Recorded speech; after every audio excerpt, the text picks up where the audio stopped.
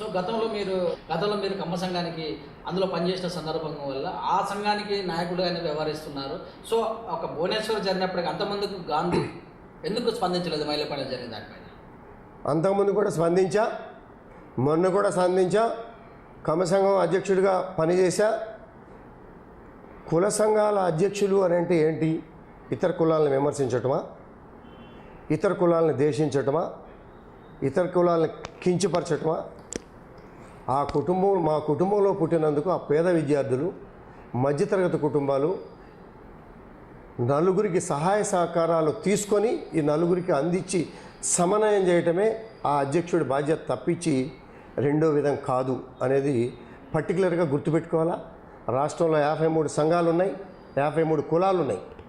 53 కులాలకి మా ముఖ్యమంత్రి గారు దేశంలో ఏ ముఖ్యమంత్రి చేయనటువంటి